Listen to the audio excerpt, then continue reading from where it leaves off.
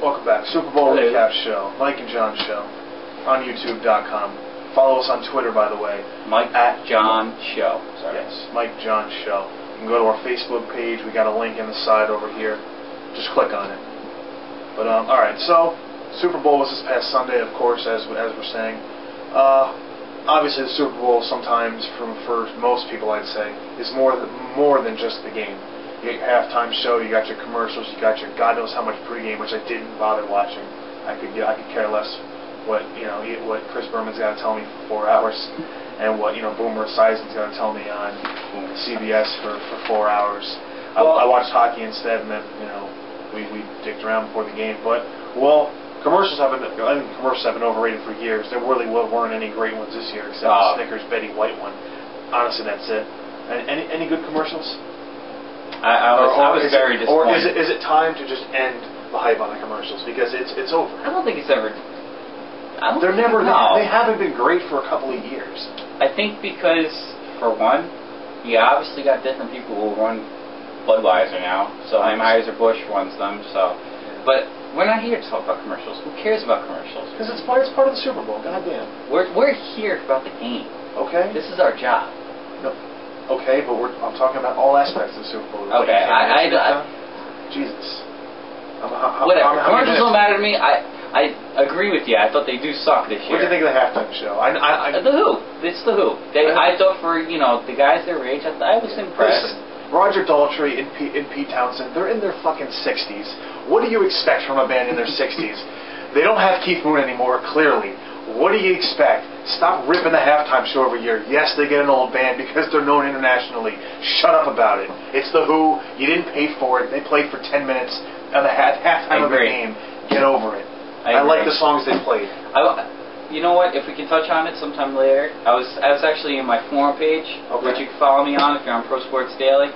YouWish1127. That is me. You can follow me on everything I say. Just request to be my friend or something like that. Whatever you want to do. But we had a discussion about who was going to do next year's halftime. But I say Rush. Well, let's get into that later if we can. But I wanted to finish up what I was saying. Well, yeah. Just to finish up what I was saying, because in case I confuse you, Peyton Manning, I felt like screwed up the game by throwing that ball way too early because Reggie Wayne wasn't even finishing his route. And if you look at in the fourth quarter statistics, Peyton Manning intended pass to Reggie Wayne. So it seemed like he was going to Reggie Wayne a lot and not depending on Dallas Clark, Austin Collie, Pierre Garçon. He was trying to go with his reliable receiver, which is understandable. Super Bowl, yeah. But I felt like in a game like that, you can't just eye one guy, and that's where Tracy Porter was right. He saw his eyes, knew he was going to Reggie Wayne. Don't say it was from the tape, because Peyton Manning's tape is always different. You never could read him. And it's actually seen with Drew Brees, but hey, the Saints won. Congratulations. I feel like the Colts lost it because the Colts just made mental mistakes. They could have easily won that, I felt like. Do you agree? Could they've easily won? I think so. The play calling down the stretch could have been a lot different. Excuse me. But I mean, I feel like almost losing it. I feel like losing a game in the regular season should happen to a team, because the Colts. I understand that you have veterans on that team, but you had two rookie receivers who really have never lost an important game in their pro career. And I felt like Pierre Garçon and Austin Collie did great. They did fine for the guys that they are. Reggie Wayne didn't show up, it seemed like. Dallas Clark really didn't do much in the game. Albeit, I mean, the Saints linebackers could have shut him down, which, they did a good job of, obviously, if he wasn't getting open. But it comes down to inexperience at coaching, and, you know what, having the two young receivers, I think, caught up to them. I understand Garçon had a great game against the Jets, but you know what, that's Peyton Manning doing that. Garçon's drop was pretty. He did drop a big-time pass in that Super Bowl. Yeah. You can't even blame it on him. Marcus Colson dropped a big-time pass in the first quarter that hit him in the hands. Yeah, well, so it went through. It hit him in the chest and bounced on the ground. It could go either way as far as drop passes, but I think just having the young players and just the inexperience all around at certain parts is what definitely hurt the Colts. And those injuries on defense. The Dwight Freeney injury definitely caught up to him. Yep. They need help at linebacker. Drew Brees exposed that linebacker. Well, I felt like they played awful. I felt like in the second half, that whole They didn't show up. defensive front was just weak. I mean, it was read, if you read online a lot on sports news, that Dwight Freeney's ankle started swelling up in halftime. So maybe the halftime show, obviously a big break. Yeah. You usually get 12 minutes. This time it was 31 minutes. Yeah. So, it swelled up. So obviously that's going to affect him. Yeah. And I felt like... But there's guys on the defensive line that can step up for him. And Robert Mathis did nothing. No. Did nothing. But again, the Saints' offensive line was decent enough that they stopped the pressure. But the linebackers did not show up, especially later on in that football game. When you have every Saints receiver running a constant curl route, and it seemed like every time... Or a comeback route. I mean, come on, cornerbacks. I mean, I know you're playing prevent, but a comeback route, you should be able to jump on that no problem and score an interception touchdown. I felt like watching the Giants all season, I was watching the Giants linebackers, because that's exactly how they play. They don't play for the ball. They play a prevent defense, and it caught up to them.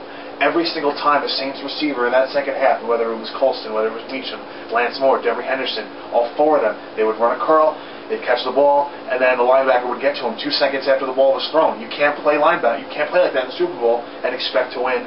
The defense blew it for them.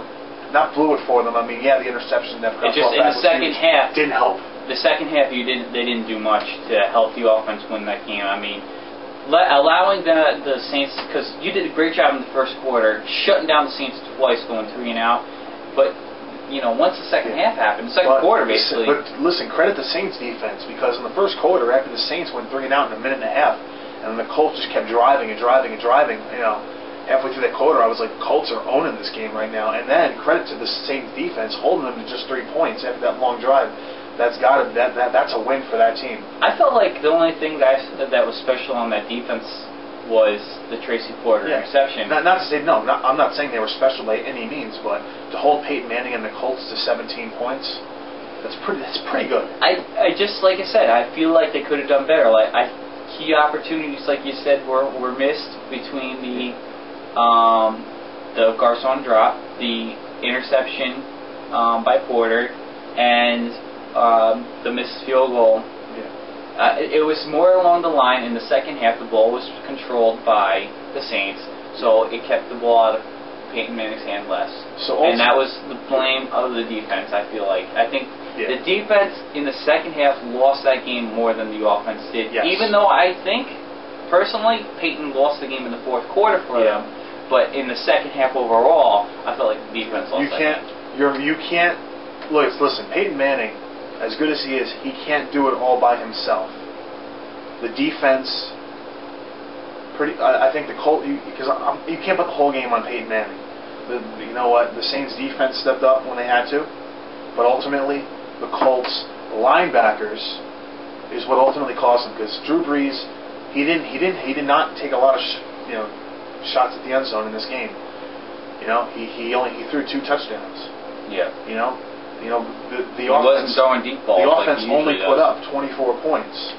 So I mean, credit the Colts defense there, but the Colts defense failed when it had to show up in that second half. So pretty much in the short yardage passes, which really you got to blame the cornerbacks and the linebackers. That's when Sean Payton, if anything, showed that he's a better coach, because he saw how weak the linebacking core was, and he took advantage of it by not going to the end zone all game, by not running the ball a whole lot. He went across the middle of the field, ran a lot of curl routes, and it was very effective. He got a ton of first downs in that game. He did, and I felt like you're right, but I give a lot of credit to the Colts secondary, even though I just gave a little discrepancy on the cornerbacks, but I felt like overall they did well stopping, because the Saints love to throw them deep balls. And that's one thing I felt they did good of. They got a couple lucky drops, but they did good overall there. Actually, you know what, Mike? Looking at the time real quick, you want to take a break? Yeah, probably. Yeah, we'll come back. We'll wrap things up, and then that'll be it for our Super Bowl show. And who knows what we'll talk about next? Lots more to go. It's sports. Well, this is the downtime this season. We'll get into the draft. What do we project now? What the teams might take, but we'll be right back.